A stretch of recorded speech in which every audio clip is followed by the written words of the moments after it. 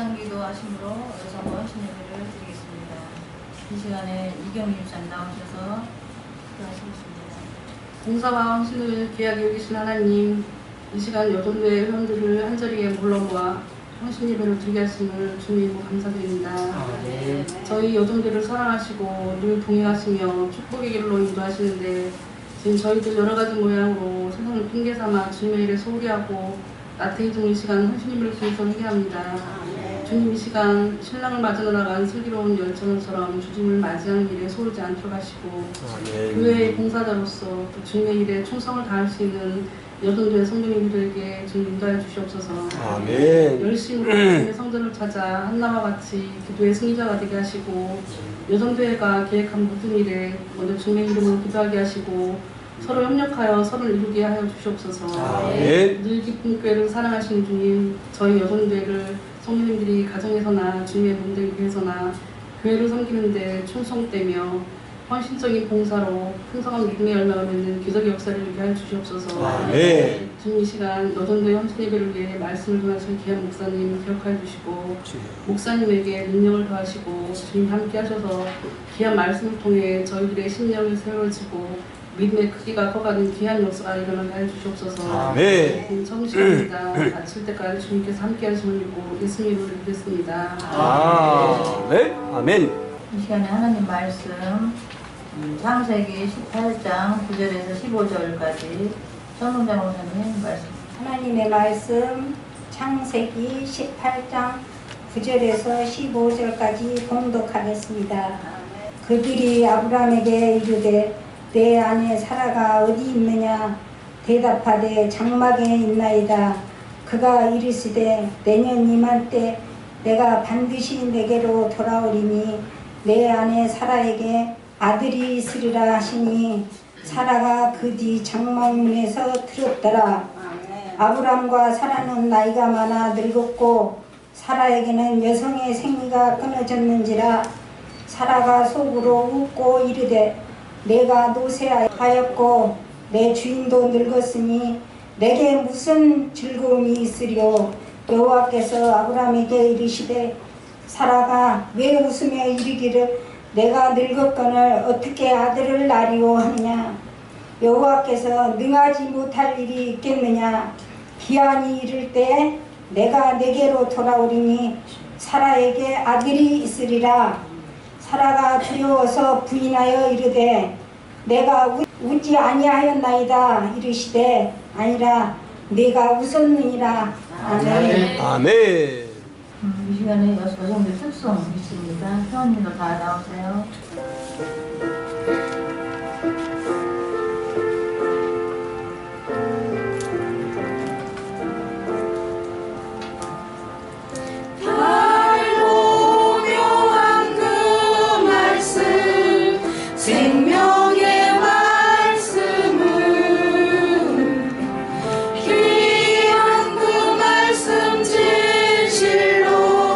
생명의 말씀이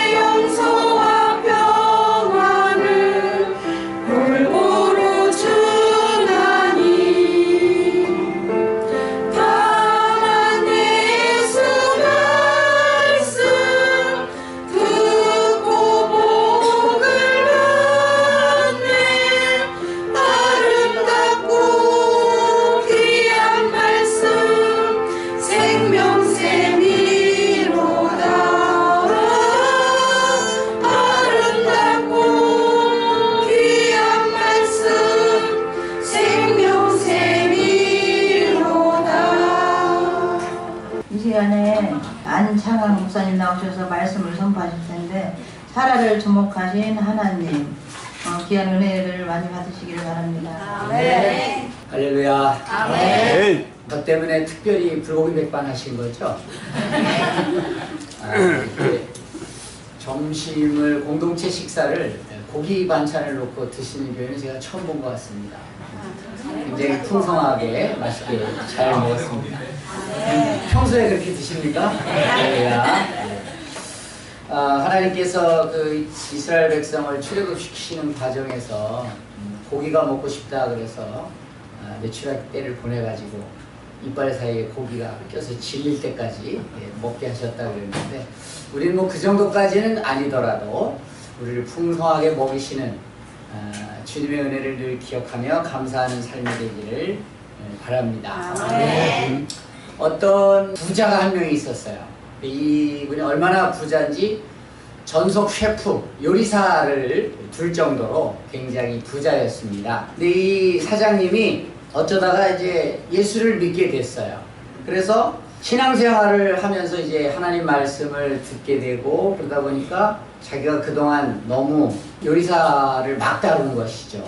심심하면 욕하고 못살게 굴고 인색하게 굴고 이게 굉장히 마음에 찔림이 와서 회개를 하고 내가 이제 예수를 믿게 됐으니까 변화된 삶을 살아야 되겠다 이렇게 마음을 먹고 요리사를 불러서 말했습니다. 앞으로 내가 자네에게 대해서 좀 더 친절하게 그렇게 대하면서 살도록 노력하겠네. 그동안 내가 자네에게 막말하고 아무렇게나 대한 거 소위 요즘 갑질 문화에 대해서 그렇게 한 것을 용서해 달라고 이야기했습니다. 아멘. 워낙에 못된 짓을 많이 해서 그런지 이 요리사가 사장님이 그렇게 말씀하시는 거가 믿겨지지가 않았어요. 그래서 물었습니다. 사장님, 제가 요리를 정말 정성을 다해서 하느라고 때로는 조금씩 이렇게 늦게 준비한 날도 있었는데 요리가 길어져서 익히는 시간 때문에 다소 늦어지더라도 이제 야단치지 않겠다는 그런 말씀이십니까? 이렇게 물었어요. 그랬더니 사장님이 물론이지 밝게 웃으면서 대답을 했습니다. 요리사가 다시 조심스럽게 또 묻습니다. 사장님, 그러면 제가 또 식사 후에 커피를 늘 끓여서 드렸는데 그 커피가 식었다고 제 얼굴에 확 다시 뿌리고 그런 거 안 하시겠죠? 그랬더니 이 사장님이 호탕하게 또 웃으면서 그럼 그렇고 말고 괜찮아 얘기를 했습니다. 이 요리사가 또 마지막으로 점잖게 다시 한 가지를 더 질문합니다.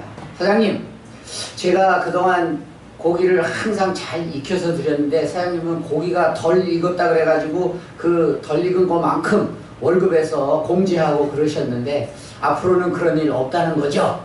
이렇게 또 물었습니다. 그랬더니 사장님이 껄껄껄 웃으면서 이 고객, 내가 그렇게 하겠다고 먼저 이야기하면 내 말을 믿어야지 왜 이렇게 의심이 많은가?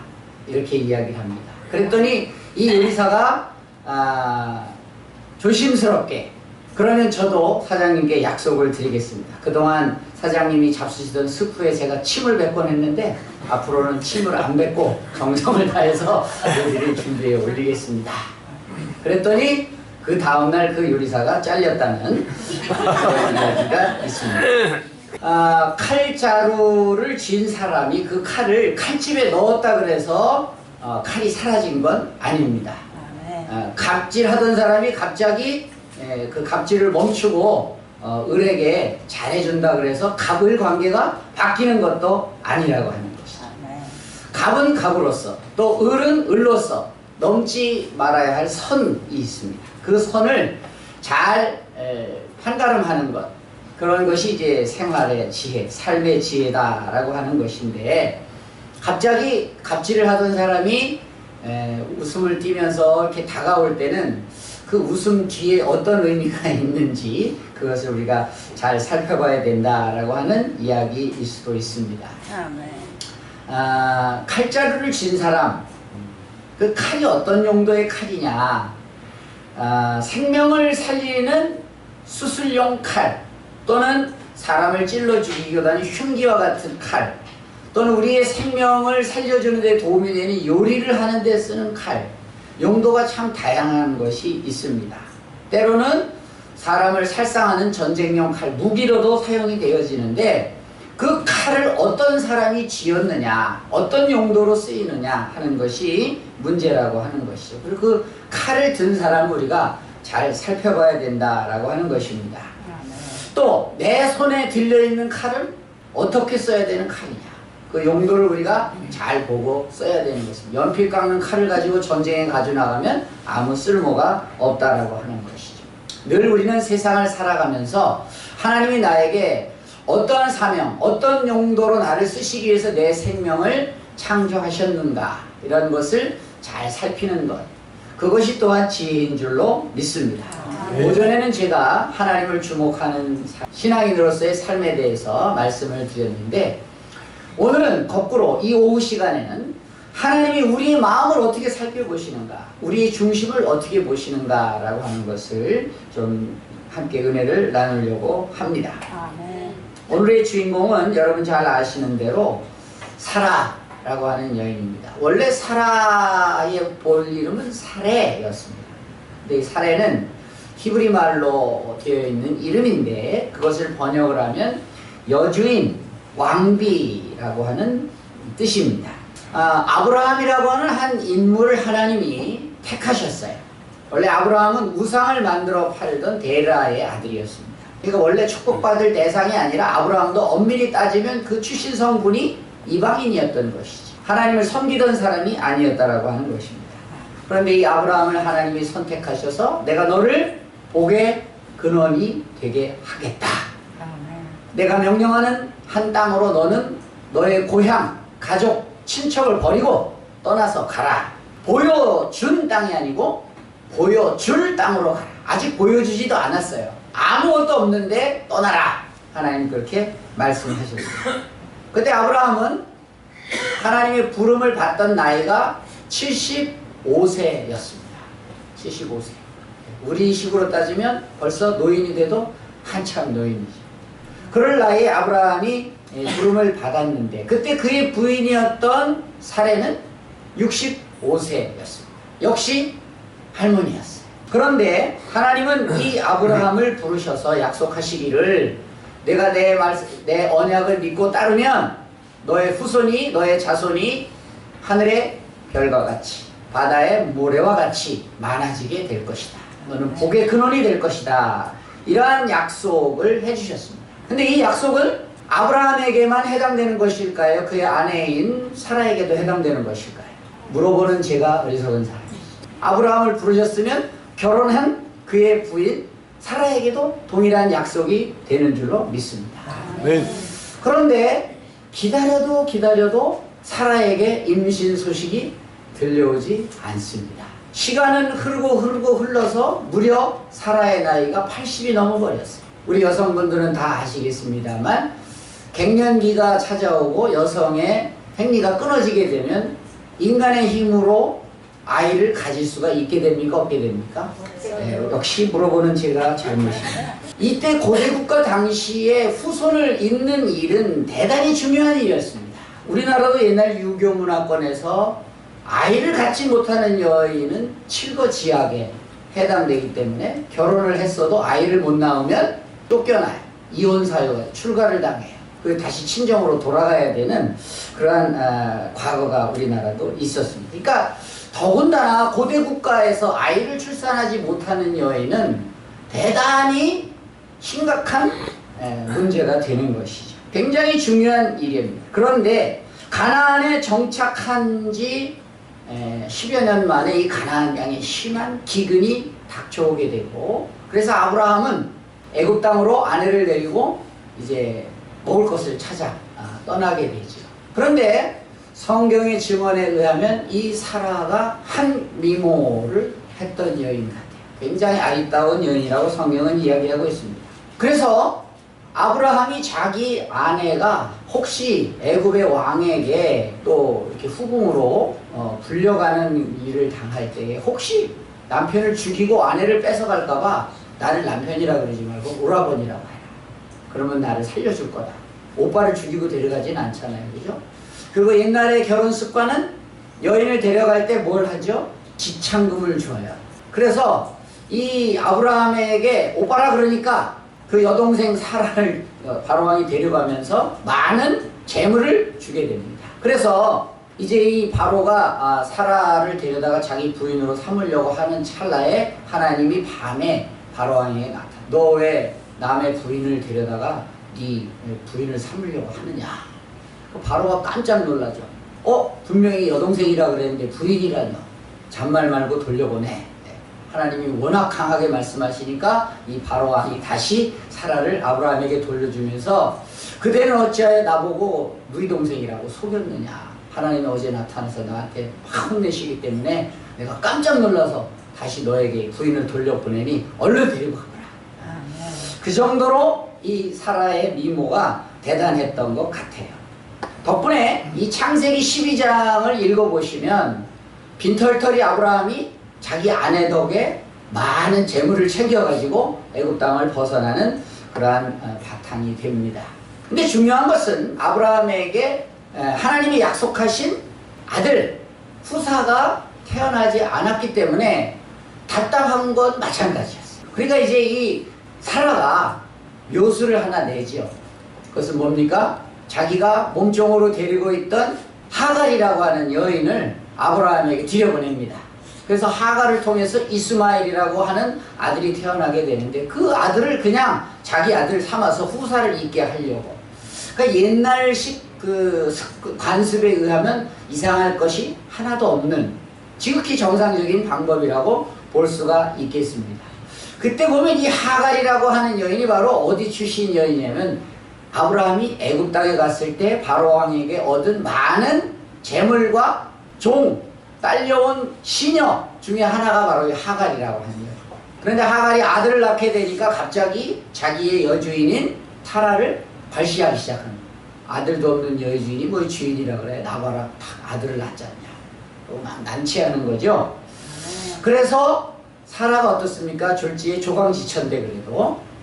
그래서 저 하갈을 하여튼 내가 나중에 어찌됐건 원수를 좀 갚아야 될 텐데. 세월은 흘러 어느덧 아브라함의 나이가 99세가 됩니다. 사라도 89세가 되는 것이죠. 기다려도 하나님은 아들을 주지 않습니다. 그러던 어느 날 아브라함에게 하나님이 찾아오게 됩니다. 내년 이맘때에 내가 반드시 너에게 다시 올 때인데 그때는 사라가 아들을 낳게 될 것이다. 그런데 사라가 그 얘기를 듣는 순간 너무나도 기가 막힌 거예요. 아니 기왕 아들을 주실 거면 그래도 좀 희망이 있는 50대 초반에 주시든지 한참 기력이 왕성할 때 30, 40대에 주시든지 그럼 얼마나 좋습니까? 지금 몇 살이 되었다고요? 아브라함은 99세입니다. 내년이면 100살. 사라는 89세. 내년이면 90살. 그러니까 자기 현재의 인간적인 형편을 이야기를 하는 것입니다. 자, 오늘 성경 말씀 18장 9절 말씀을 보면 그들이 아브라함에게 이르되 내 아내 사라가 어디 있느냐 대답하되 장막에 있나이다. 하나님이 아브라함을 찾아왔을 때 아브라함이 극히 이 세 천사를 대접을 했어요. 대접을 하는 동안 묻습니다. 내 아내가 어디 있느냐. 그러니까 아브라함이 대답하기를 어디 있다고요? 9절에? 장막에 있다. 그러면 지금 아브라함을 찾아온 이 세 천사가 머무는 곳과 사라가 있는 그 장소가 같은 곳일까요? 다른 곳일까요? 사라는 아마도 장막 안에서 뭔가를 준비하고 분주했을 것 같아요. 그리고 아브라함과 그 세 천사는 장막 바깥에 상수리 나무 아래에 야외 테이블을 차려놓고 거기서 음식을 차려서 대접하고 대화를 주고받는 그런 상황인 것 같아요. 물리적으로 지금 사라는 분명히 그 아브라함과 세 천사가 식사를 함께 나누는 그곳에 있는 것이 아니라 장막 안에 따로 떨어져 있는 상황이라고 하는 것이죠. 그런데 그 상황에서 그들이 이렇게 이야기를 합니다. 10절에 그가 이르시되 내년 이맘때 내가 반드시 내게로 돌아오리니 내 아내 사라에게 뭐가 있으리라? 아들이 있으리라. 이렇게 이야기를 합니다. 그것을 마지막 10절 끝에 뭐라고 이야기하고 있습니까? 사라가 장막 문에서 들었더라. 그러니까 사라가 보는 코앞에서 서로 얼굴을 보면서 이야기한 것이 아니라 아브라함과의 대화를 사라는 장막에서 들었다는 이야기가 되는 것이죠. 그런데 사라가 이 이야기를 듣는 순간 사라의 반응이 재밌습니다. 뭐라고 되어 있냐면 11절 한번 같이 볼까요? 시작. 아브라함과 사라는 나이가 많아 늙었고 사라에게는 여성의 생리가 끊어졌습니다. 그러니까 해석을 하자면 인간적인 방법으로는 도저히 임신을 할 수가 없는 상황인 것이에요. 사라가 자기 자신을 내 꼴에 90인데 어떻게 내가 아이를 갖겠나, 생리도 안 하는데 어떻게 내가 아이를 갖겠나, 그렇게 생각을 하니까 그 천사의 이야기가, 하나님의 사자의 말씀이 너무나 웃기는 거죠. 정말 농담도 잘하셔, 뭐 이런 정도겠죠. 자, 12절 말씀 같이 봅니다. 시작. 사라가 속으로 웃고 이르되 내가 노쇠하였고 내 주인도 늙었으니 내게 무슨 즐거움이 있으리요.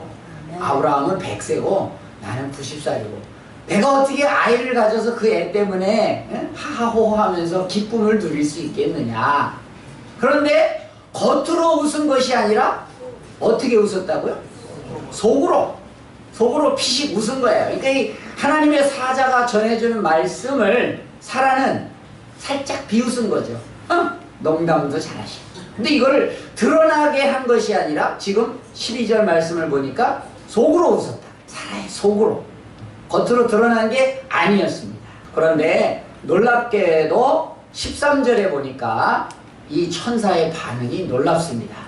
읽어볼까요? 시작. 여호와께서 아브라함에게 이르시되 사라가 왜 웃으며 이르기를 내가 늙었거늘 어떻게 아들을 낳으리요. 자, 제가 아까 말씀드렸듯이 아브라함과 세 천사가 상수리나무 아래 식탁에서 대화를 나누는 것을 사라는 장막 안에서 들었다고 했습니다. 그리고 웃는 것도 겉으로 깔깔거리고 웃은 것이 아니라 12절에 속으로 웃었다 그랬는데 13절에 보니까 사라가 왜 웃느냐라고 하나님의 사자가 지적을 하고 있는 것이에요. 그럼 여러분 지금 이 말씀을 우리가 살펴보면서 뭔가 이상하다라는 생각이 들지 않으십니까? 분명 하나님은 누구를 찾아오신 거예요. 천사를 보내서 누구를 만나고 계신 거예요. 아브라함을 만나고 아브라함에게 약속을 전해주시는, 너가 아들을 낳게 될 것이다. 사라가 임신을 하게 될 것이다. 사라의 얼굴을 보고 이야기하는 것이 아니라 사라는 장막 속에 따로 떨어져 있는데 하나님이 지금은 아브라함에게 관심을 두시는 것이 아니라 누구에게 관심을 둔 거예요? 장막 안에 있는 사라예요. 사라가 왜 웃고 있느냐라고 이야기하고. 그러다가 하나님 지금 아브라함보다도 임신을 하게 될, 아이를 갖게 될 사라에게 지금 더 많은 관심을 보이고 계신 거예요. 여러분 그동안 성경을 많이 읽으셨겠습니다만은 이 장면을 보면서 주인공이 누구라는 것을 알게 됩니다. 사라예요. 그러면 하나님이 사실은 아브라함을 찾아오셨지만 동시에 누구도 찾아오신 것입니다. 얼굴을 대하지 않은 사라도 하나님이 만나러 오신 것이다. 우리 이렇게 볼 수가 있는 것이죠. 자, 그래서 하나님은 이 인간적으로는 가망이 없고 더 이상 아기를 가질 수 없는 이 사라에게 하나님의 약속의 말씀을 전해주시면서 믿지 못하는 사라에게 다음과 같이 확신을 하게 하시죠. 14절 말씀을 같이 한번 보겠습니다. 시작. 여호와께 능하지 못한 일이 있겠느냐. 기한이 걸릴 때에 내가 내게로 돌아오니 사라에게 아들이 있었습니다. 하나님은 장막 밖에서 아브라함과 대화를 하고 계셨지만 실질적으로는 장막 안에 있는 사라에게 찾아오셔서 이 귀한 약속의 말씀을 전해주신 줄로 믿습니다. 아멘. 그리고 놀라운 것은 이 사건의 주인공인 사라를 하나님께서 그동안 계속해서 주목해 보고 계셨다는 사실이에요. 인간의 방법으로는 어떻게 할 수 없는 노년의 때에 하나님이 직접 약속을 해주시는 거예요. 여호와께 능치 못한 일이 있겠느냐? 전능하신 하나님께서는 파파 할머니가 된 사라에게도 아기를 가지게 할 수 있는 능력이 있다. 전능하신 하나님. 성경은 그러한 하나님을 엘 샤다이라고 표현합니다. 그 엘 샤다이 하나님은 온 우주 만물을 창조하시고 다스리시고 지금도 주관하시는 능력의 하나님이신 줄로 믿습니다. 수천 년이 흘렀어도 하나님의 이 창조의 능력은 우리의 몸을 통해 지속적으로 나타나고 있습니다. 아멘. 하나님께서 생명을 허락하셔야 이 땅에 수많은 생명체들이 존재하고 있음을 엘샤다이 하나님은 오늘도 살아계셔서 우리에게 함께 하신다라고 하는 것입니다. 아멘. 그런데 사라가 어떻게 했어요? 반응이 속으로 웃었어요. 그죠? 속으로 웃었어요. 그랬더니 하나님이 그 사라를 지적하셨어요. 왜 사라가 웃느냐? 전능한 하나님께 능치 못한 일이 있겠느냐? 말씀하십니다. 이 웃는다라고 하는 단어는 성경에 보면 짜크라고 하는 단어예요. 짜크. 그런데 하나님께서 정말로 이제 90세가 된 사라에게 아들을 주셔서 아들을 낳게 됩니다. 그 아들의 이름을 뭐라고 지었는지 아세요? 이스하크라고 지었어요. 히브리 말로 이스하크. 영어로는 아이삭. 비슷하죠? 우리말로 번역한 것은 이삭이라는 뜻이에요. 그런데 이 이삭의 이름의 뜻이 무엇인지 아십니까? 웃다예요. 웃다. 사라가 하나님의 말씀을 믿지 못해서 아이고 파파 할머니가 된 나한테 어떻게 아기를 갖게 하신다는 거지? 하고 피식 웃었잖아요. 하나님을 피식 하고 웃었다는 것은 약간 경멸, 조롱, 비웃음, 남을 비웃거나 남을 조롱하거나 할 때 웃는 웃음은 그 사람에 대해서 믿을 때 그런 웃음이 나옵니까? 믿지 못할 때 그런 웃음이 나옵니까? 믿지 못할 때 우리는 비웃어요. 믿어지지 않으니까. 그러니까 처음에 사라가 하나님의 임신 고지 이야기를 들었을 때 사라는 비웃었어요. 그러나 하나님은 그런 사라에게 아들을 주시고 그 아들의 이름을 뭐라고 지었어요? 이삭. 이삭은 웃음이란 뜻인데 여러분 100세가 거의 다 된 할아버지 그리고 사라 파파 할머니에게 아들이 생겼어요. 그건 자기 힘으로 낳은 아들이 아니라 하나님이 전적으로 선물로 주신 아들이라는 것이죠. 그 아들을 품에 안는 순간 사라의 입은 어떻게 됐을까요? 여러분 너무 기분 좋으면 입이 귀에 걸린다. 그때 웃는 사라의 웃음은 어떤 웃음일까요?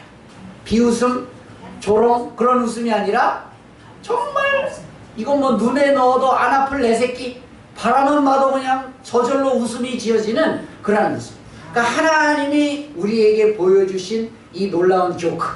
하나님을 비웃었던 사라에게 하나님은 이제 진정 기쁨의 웃음, 즐거움의 웃음, 생명의 웃음을 웃을 수 있도록 이삭을 선물로 주셨다고 하는 것을 우리는 알 수가 있습니다. 네. 사라의 불신, 하나님을 믿지 못하는 불순종, 그러한 악한 마음을 하나님은 바꾸어 놓으셨어요. 하나님의 전능하신 능력을 통하여서 사라에게 생명의 열매를 맺게 하셨고 사라가 인간적인 힘으로는 아무것도 할 수 없었지만 하나님은 그분의 능력으로 태를 여시고 이삭을 선물로 주심으로 말미암아 사라의 불신앙, 불순종, 그의 믿지 못하는 마음을 전적으로 바꾸어 놓으셨다라고 하는 것입니다.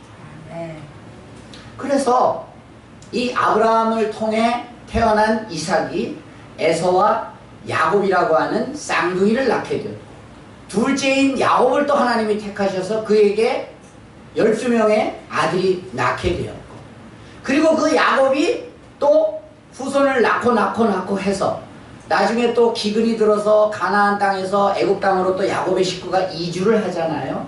그 70여 명의 야곱의 가족들이 애굽 땅에 가서 비록 노예 생활에 힘들게 살긴 했지만 430년 뒤에 애굽 땅에서 나올 때에는 장정만 60만이 나왔다. 성경은 그렇게 기록하고 있어요. 남자만 60만이에요. 그러면 보통 우리가 한 가족을 남편, 아내, 뭐 아들, 딸 옛날에는 둘만 낳아 잘 기른 것이 아니라 있는 힘껏 낳아서 잘 길렀죠.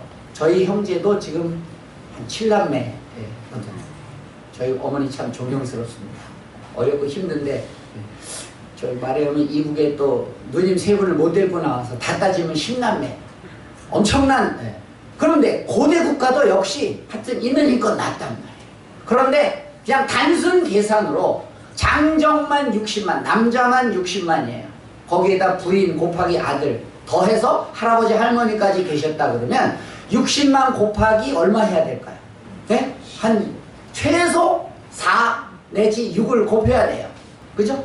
그냥 4인 가족 기준으로 따져봅시다. 4, 6에 24니까 한 200만 명이 넘는 인구가 탈출을 한 거예요. 애굽 땅에서. 그 정도 되면 하나님이 아브라함을 통해서 약속하신 하늘의 별과 같이 바다의 모래와 같이 너의 후손이 많아지게 될 것이다 라고 한 하나님의 약속이 이루어진 걸까요? 아닐까요? 이루어진 줄로 믿습니다. 아멘. 지금 오늘날 이 땅에 160개에서 뭐 180개가 넘는 그런 국가가 있다고. 지금 지구상의 인구가 정확하지는 않습니다만은 65억 내지 68억 정도가 살고 있다고 해요. 그 중에 예수를 믿는 크리스찬 인구수가 얼마 되느냐? 적어도 40억 이상은 될 거다. 그러면 이 지구상에 존재하는 40억이 넘는 크리스찬들은 다 영적으로 아브라함의 후손이 된 줄로 믿습니다. 하나님의 약속은 오늘날 우리가 살아가는 이 시대에도 그분의 말씀의 언약대로 이루어져 가고 있음을 우리는 믿을 수밖에 없다라고 하는 거예요. 믿을 수 없는 사라를 하나님은 주목해서 보고 계셨고 그 불가능한 상황에 여인의 태를 여셔서 하나님의 방법대로 그분의 능력대로 이 땅의 역사를 새롭게 이루어 가신 하나님, 우리는 그 은혜를 받고 살아가는 존재다라고 하는 것입니다. 하나님은 이와 같이 우리가 전혀 관심 없는 순간에도 우리에게 보여주는 시선을 멈추지 않고 계시는 분이다라고 하는 것입니다. 생명이 없고 희망이 없고 아무 능력이 없는 외롭고 힘든 수많은 세월을 겪으면서 살아가는 우리의 인생을 늘 지켜보고 계시는 분이다라고 하는 것을 우리는 기억해야 될 줄로 믿습니다. 아멘. 그래서 다윗이 시편 23편에 여호와는 나의 목자시니 내가 부족함이 없으리로다. 그가 나를 푸른 풀밭에 누이시며 또 내가 사망의 음침한 골짜기를 다닐지라도 해받을 것을 두려워하지 않는 것은 그분의 지팡이가 나를 안위하시기 때문이다. 그런데 이 여호와 내 목자시기 때문에 부족할 것이 없다고 고백한 이 다윗의 고백 속에는 어떠한 진실한 고백이 담겨 있는가 하면 그가 왕궁에서 거닐 때에 목욕을 하던 한 아리따운 여인을 발견하고 그 여인을 자기 부인으로 삼았어요. 근데 그 부인은 누구였냐면 자기가 사랑하는 장수의 부인이었어요. 우리아라고 하는 장군의 부인이었어요. 그런데 다윗이 왕이니까 그 장수를 가장 치열한 전장터에 내보내서 거기서 전사하게 만들고 가만히 보면 굉장히 지혜로운 방법인 것 같아요. 슬쩍 남의 부인을 뺏는 게 아니라 남편은 전사하고 홀로 된 부인을 왕의 부인으로 삼는 것이 고대 국가에서의 왕이 못할 짓은 아니죠. 그러나 하나님이 이 다윗의 잘못을 나단 선지자를 통해 지적을 하게 됩니다. 그랬더니 다윗은 그것이 하나님 앞에 정말 잘못된 일이다 라고 하는 것을 깨닫고 침상이 젖도록 울었어요. 하나님 앞에 철저하게 회개했어요. 그랬더니 하나님이 그 다윗의 상한 마음을 지켜보시고 그의 마음을 위로해 주시고 용서를 받았다라고 하는 확신을 얻게 됩니다. 그래서 다윗이 그 시편 23편의 시 속에서 내 영혼을 소생시키는 분, 그분이 나의 목자 되시니 내게는 부족함이 없구나. 그러한 고백을 이 시로 남기게 된 것입니다. 아멘. 그런데 그렇게 나를, 내 영혼을 소생시켜 주신 이유는 나의 의, 내가 회개했기 때문에, 내가 하나님 앞에 잘했기 때문에, 용감했기 때문에 그렇게 해서 용서받은 것이 아니라 하나님이 당신의 의를 위하여, 하나님의 이름을 위하여 나를 용서해 주신 것이다 라고 다윗은 고백하고 있습니다. 그분이 나를 인도하시기 때문에 나는 부족함이 없다. 그렇게 고백하는 것입니다. 하나님이 우리를 부르신 것은 우리가 잘나서가 아닙니다. 내가 능력이 많아서가 아닙니다. 내가 힘이 많아서가 아닙니다. 내가 지혜로워서가 아닙니다. 쓸모없고 부족하고 자격 없지만 하나님이 나를 부르셔서 그분의 영광을 나타낼 수 있는 도구로 나를 써주신다. 나는 하나님 앞에 직접 서서 그분과 대화를 나누지 않았음에도 불구하고 하나님은 나를 지켜보고 계셨어요. 장막 안에서 하나님을 비웃으며 하나님을 믿지 못했던 나를 하나님은 찾아와 주신다고. 그리고 그 나를 불러서 하나님 나라의 확장을 위해서, 하나님의 의를 위해서 나를 사용하신다라고 하는 것입니다. 사랑하는 우리 여신도 여러분, 오늘 특별히 주님 앞에 헌신 예배로 드리면서 하나님이 나를 이 기쁨의 교회 공동체로 부르신 이유가 어디 있을까? 하나님이 나를 지금 지켜보고 계시고 나를 주목하시는 이유가 어디 있을까? 라고 하는 것을 오늘 이 말씀을 통해서 다시 한번 깨달을 수 있기를 바랍니다. 아멘. 내 의지와 관계없이 하나님은 나를 지켜보고 계시고 아멘. 나를 사용할 준비를 하고 계시고 아멘. 내게 능력을 주셔서 내가 할 수 없는 것도 할 수 있도록 그분의 능력을 엘샤다이 하나님의 능력을 부어주시고자 하는 것입니다. 그러므로 우리가 그때 하나님 앞에 순종하면 정말 기쁨의 열매 이삭 그 이삭을 우리에게 선물로 주신다라고 하는 것입니다. 아멘. 우리는 육신으로는 생명을 더 이상 가질 수 없다 손치더라도 하나님 우리에게 또 다른 생명 맺기를 원하십니다. 그것은 네. 무엇일까요? 죽어가는 영혼들을 건져내서 하나님 나라의 자녀 삼게 하는 일, 그 일에 열심히 동참하다 보면 우리도 또 다른 이삭을 가지게 될 줄로 믿습니다. 아멘. 하나님이 이 사명을 우리에게 주셨어요. 이것을 완수하도록 나를 이 기쁨의 교회로 불러주신 줄로 믿습니다. 아멘. 그러므로 우리는 하나님 앞에 늘 서 있다라고 하는 그 하나님이 나를 지켜보고 계신다고 하는 그러한 사명을 잊지 말고 하나님 기뻐하시는 충성된 사자로 살아가는 저와 여러분이 되시기를 주님의 이름으로 축원합니다. 아멘. 아멘. 말씀에 많이 은혜를 받고 있습니다. 시간에 찬송 435장을 들으면서 헌금을 드리겠습니다. 헌금이요.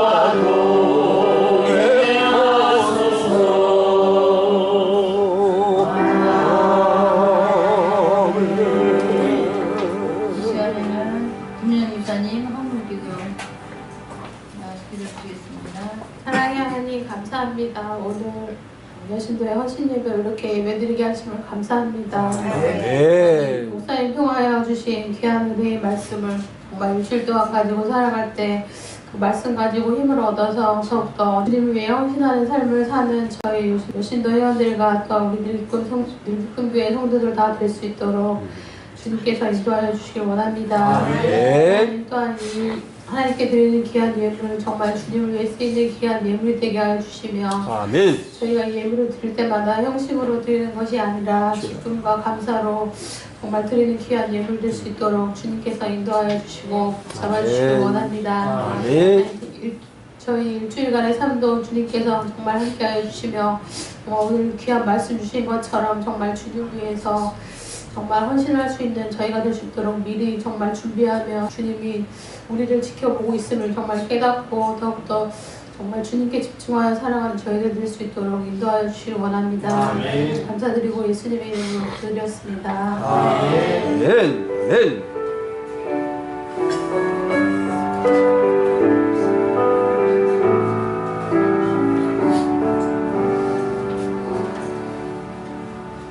헌신조에 참석해 주신 여러분께 심심한 감사를 드립니다. 우리 여신조의 무궁한 발전을 위해서 기도해 주시기를 부탁드립니다.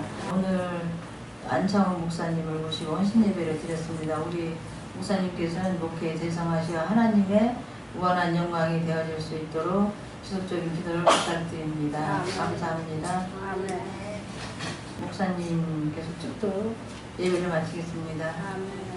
이제는 우리 구주 예수 그리스도의 은혜와 하나님 아버지의 지극하신 사랑과 성령님의 감화감동 교통하시는 역사가 오늘 사라를 주목하여 보신 하나님이 그분의 능력으로 새로운 창조를 여신 것처럼 주님을 위한 순종의 도구, 은혜의 도구, 새로운 생명 창조의 도구로 쓰임받은 사라가 되기를 원하는 여신도들과 그의 가정과 모든 기업 위에 그리고 이 늘 기쁜 교회 위에 이제로부터 영원까지 함께 하시기를 간절히 축원하옵나이다. 아멘. 아멘. 아멘.